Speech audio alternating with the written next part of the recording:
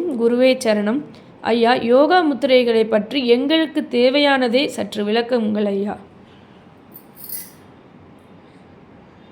ஓம் சர்க்குரு ஸ்ரீ வெங்கட்ராமஸ்தருக்கு அவருடைய திவ்ய திருநாமத்தை நினைத்து நாம் கொஞ்சம் இந்த கலியுகத்துக்கு வாழ்க்கைக்கு எல்லாமே நமக்கு தேவை தேவை தேவை அப்படின்னு நம்ம இருக்கோம். அதனால் யோகா என்பது நம்முடைய செய்கின்ற ஒவ்வொரு காரியங்களும் ஒரு யோக முத்திரைக்குள் அடங்கும். நாம் செய்கின்ற வீட்டு வேலை ஒரு புத்தகத்தை தூக்கி எட்டி வச்சா கூட யோகா. யோகோ யோகோ விதானேதா பிரதான புருஷேஸ்வரஹா அப்படின்னு வேதம் சொல்கிறது. இப்பொழுது நமக்கு எல்லாம் என்ன செய்யணும் என்ன செய்யணும் என்ன செய்யணும், நான் இதனால் எவ்வளோ நன்மை அடையலாம், எந்த காரியத்தில் ஜெயமாகணும், இது எல்லாருடையும் ஆசைகள் விருப்பம் தேவை. அப்படி இருக்கும் பொழுது நான் பதஞ்சலி ஞான சூத்திரத்தை சொல்கிறதா ஹடயோகத்தை சொல்கிறதான்னு பார்த்தா இது யோகம் ரொம்ப பக்தி யோகம் ஞான யோகத்தை பற்றி முன்னாடி சொன்னோம். கர்மயோகத்தை தான் இந்த கலியுகத்தை சொல்கிறோம். இருந்தாலும் நீங்கள் கேட்டதுனால ஒரு குருவை வணங்கும் பொழுது முத்திரை போட வேண்டும். ஒரு குருவை வணங்கும் பொழுது எப்படி வணங்க வேண்டும்? ஒரு தாயை வணங்கும் போது அடி வயசில் கையை வச்சுட்டு ஒரு தாயை மனசார ஒரு நிமிஷம் என்னை பெற்ற தாயே அப்படின்னு வணங்கணும். தகப்பனை இப்படி வணங்க வேண்டும். இறைவனை 12 அங்குலம் கோவிந்தா நாராயணா நமச்சிவாயா அப்படின்னு வணங்க வேண்டும்.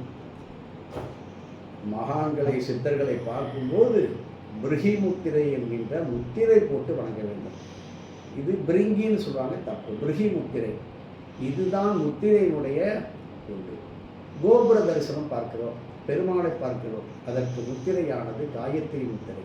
இப்படி பார்த்தீர்களானால் இந்த முத்திரையிலே இதில் பார்த்தால் இதனுடைய இடையிலே இந்த கட்டை விரல், இதற்கு இடையிலே ஒரு துவாரம் தெரியும். இதன் வழியாக கோபுரத்தை தரிசிக்கும் பொழுது நீங்கள் காயத்ரி, சமஷ்டி காயத்ரி என்ற தாயார், தாய் என்கின்ற காயத்ரி மந்திரத்துடைய தாய் 24 அக்ஷரம் கொண்ட காயத்ரி முத்திரையை போட்டு நீங்கள் கோபுர தரிசனம் பண்ணணும். ரெண்டாவது, நமக்கு குபேர கடாட்சம் வரணும். சுக்கர யோகம், சுக்கர யோகமே இல்லைப்பா, அவனுக்கு சுக்கர திசை அடிக்குது சார், எனக்கு ஒன்றுமே இல்லையே நீங்கள் நினைக்கலாம். கவலையப்பட வேண்டாம். 2 இந்த பாருங்க, ஆட்காட்டி விரலையும் கட்டை விரலையும் இப்படி சேர்த்துக்கிறோம். இப்படி சேர்த்துட்டீங்களா, இது சின்முத்திரை. இப்படி பண்ணால் சின்முத்திரை, இது அர்த்த சின்முத்திரை. நாம் இப்போ வருவோம் சின்முத்திரை. இப்போ 2 விரல்களையும் இப்படி கொண்டு வரோம். பாருங்கள், இதை பற்றி நீங்கள் வேறு எதுவும் திங்க் பண்ண வேண்டாம். இப்போ 2 விரல்களையும் இணைத்து விட்டோம். இப்போ பார்த்தீங்கன்னா ஒரு டைமண்ட், இந்த முத்திரையை நீங்கள் பழகிக்கொள்ளுங்கள். இதை பார்த்தீங்கன்னா ஒரு டைமண்ட் துவாரம் தெரியும். இப்போ நீங்கள் என்ன செஞ்சுட்டு இதை பண்ணிட்டீங்க.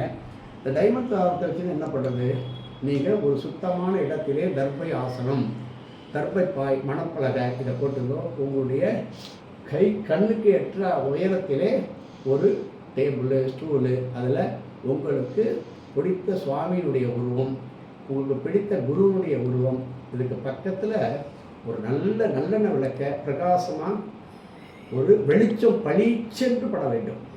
அந்த வெளிச்சமானது பட வேண்டும். எனக்கு அதெல்லாம் இல்லையே சாமி, நான் எங்கே போகிறது? பரவாயில்ல, உங்களுடைய ஃபோட்டோ, உங்கள் அப்பாவுடைய ஃபோட்டோ, உங்கள் அம்மாவுடைய ஃபோட்டோ, வேறு யார் ஃபோட்டோ வைக்கக்கூடாது. அதை தெய்வமாக நினைத்து வைத்து நீங்கள் அந்த விளக்கை எரிய விட்டு அந்த பிரகாசமானது அதை சுற்றி வரும். அதை நீங்கள் இப்படியே குறைந்தது ஆரம்ப கால பயிற்சி சுமார் கண்டிப்பாக 15 நிமிடம் பண்ண வேண்டும். அரை மணி நேரம் நீங்கள் செய்துவிட்டால் அன்றைய காரியம் இல்லை, அந்த வாரத்துடைய காரியத்தில் என்னென்ன நடக்கப் போகிறது இந்த துவாரம் வழியாக அப்படி பார்க்க வேண்டும். பாருங்க, நான் அப்படி பார்க்குறேன்னா இந்த துவாரம் வழியாக பார்க்குறேன். இந்த விரலுக்கெல்லாம் வேலை கிடையாது. இது சுக்கிர பீட யோகம். நீங்கள் செய்கின்ற தொழில், அதில் வருகின்ற நல்லது கெட்டது எல்லாமே வரும். இதில் நன்றாக தெரியும். உங்களுடைய மனசு, சிந்தனை, செயல்கள் வேறு எங்கெங்கேயோ திருப்பிட்ட. உதாரணமாக, ஆஹா பஸ்ஸுக்கு டிக்கெட் ஆகணுமே, ஊருக்கு போகிறதே, அதெல்லாம் அந்த கவலையெல்லாம் தள்ளி விடுங்க. தேவதைகள் உங்கள் கண்ணுக்கு தெரியும், அதையும் பெருசுப்படுத்த வேண்டாம். இதை யாருக்கும் வெளியில் சொல்லக்கூடாது.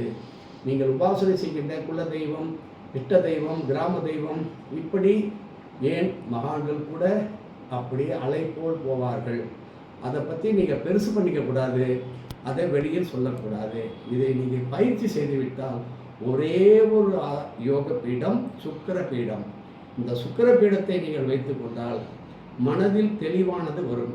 ஒருத்தருடைய உங்களை நம்பி ஒருத்தர் வரா, நீங்கள் ஒரு உதவி செய்கிறீங்க, ஆனால் உங்கள்கிட்ட ஒரு 1000 ரூபாய் இருக்குது, கண்டிப்பாக நீங்கள் ஒரு 500 ரூபா செய்வீங்க. ஆனால் வழிகாட்டுதலை போல ஒரு உதவி எதுவுமே கிடையாது.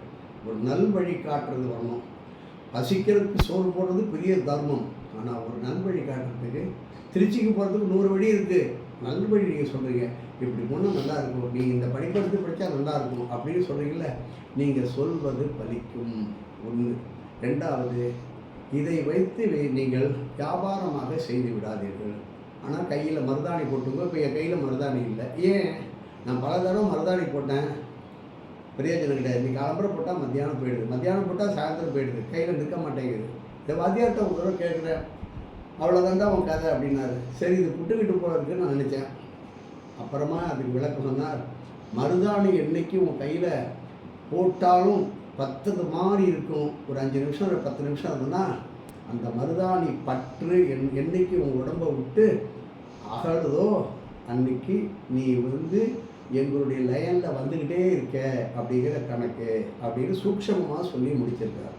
இப்போ நம்ம புத்தகத்தை பார்க்குறோம், எனக்கு ஆசையாக இருக்குது, ஆனால் ஞாபகம் இல்லை, மறந்து போயிடுது. அதனால் இது ஏதோ ஞாபகத்தில் நீ சொல்லு, நான் நிற்கிறேன் அப்படின்னு சொல்லியிருக்கார் வாத்தியார்.